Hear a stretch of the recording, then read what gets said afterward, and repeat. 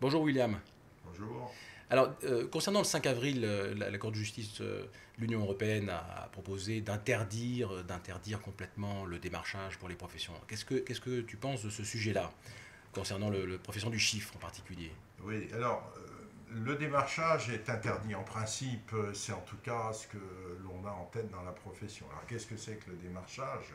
Le démarchage, c'est d'aller solliciter une personne qui ne vous connaît pas et avec qui, a priori, vous n'avez aucune communauté d'école ou familiale Ouais, ou une relation particulière. Et donc, c'est vraiment solliciter quelqu'un d'extérieur. Alors le débat est un peu compliqué, je vais essayer de bien le cerner. Euh, il y a eu cette décision du 5 avril qui est plus nuancée que la condamnation de la France du fait qu'elle interdit le démarchage. C'est l'interdiction totale de tous les actes de démarchage qui est condamnée. C'est le fait d'être de façon indistincte contre le démarchage. Donc c'est ça que les décisions européennes ont indiqué. Ça ne signifie pas pour autant qu'on va pouvoir faire toutes bien sortes de sûr. démarchages. Je fais cette précision. Je sais que dans la profession, certains sont violemment opposés au démarchage et d'autres y sont plutôt ouverts. Moi, j'ai un avis nuancé. Il y a des cabinets qui font du démarchage. Je le dis depuis 10 ans, 20 ans. Je l'ai dit quand j'étais président du Conseil supérieur, quand les débats sur la publicité, etc., sont intervenus. Et j'avais dit à l'époque, il y a 10 ans, que j'étais favorable personnellement au démarchage. Alors, ça n'est pas le démarchage sauvage, agressif, tous azimuts. Je m'explique.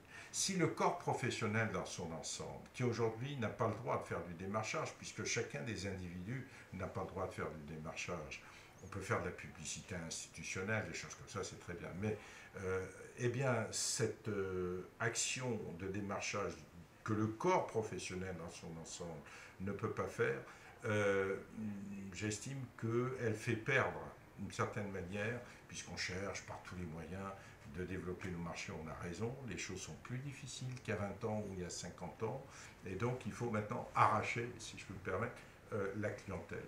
Et donc le démarchage, s'il était autorisé et réglementé et bien encadré, permettrait au corps professionnel de gagner des points collectivement.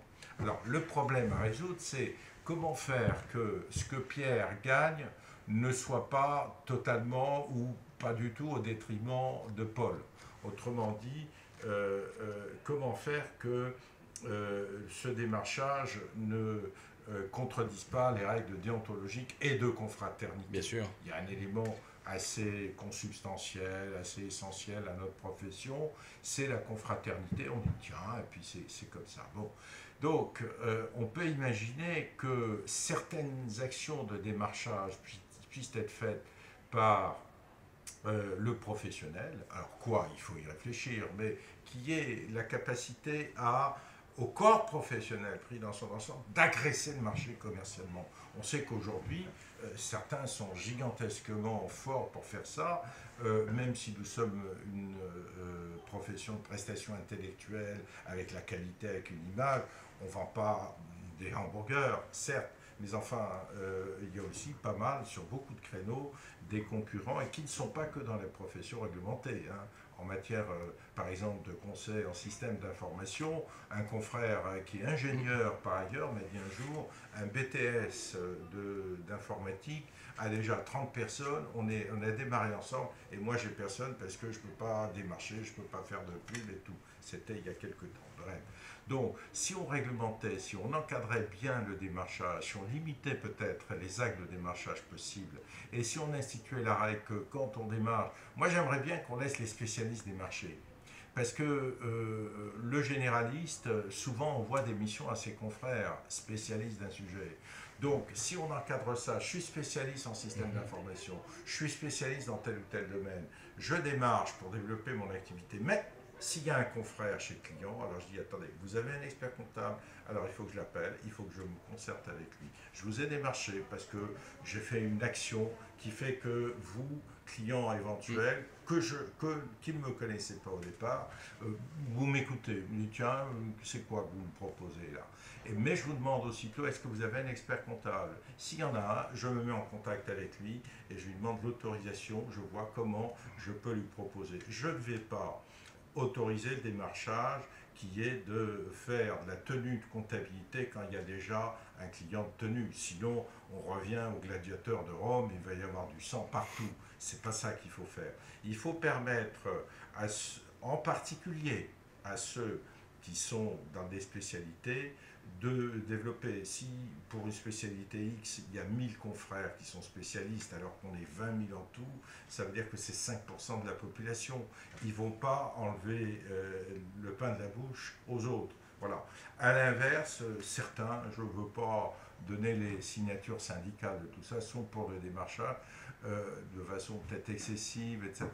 Je pense qu'il faut faire attention parce que aussi il y a un effet pervers qui est que les plus puissants, les plus organisés peuvent démarcher ou pourraient démarcher de façon massive et là détruire certains confrères qui eux n'ont pas les moyens, n'ont pas la culture, n'osent pas, peut-être sont timides ou n'ont pas le temps parce qu'ils sont sur les dossiers. Et donc il faut éviter aussi de casser complètement, si j'ose dire, la mécanique et les équilibres existants. Donc tout ça pour dire que si intellectuellement je suis favorable à certaines actions de démarchage, je pense que ça doit être infiniment encadré et de toute façon, peu importe ce que je pense, la justice européenne a donné une décision, il faut en tirer un certain nombre de conséquences, mais je rappelle qu'elle n'autorise absolument pas le démarchage tous azimuts, elle dit simplement qu'on n'a pas le droit, en gros, d'interdire le démarchage dans toutes ces exceptions. Voilà. Donc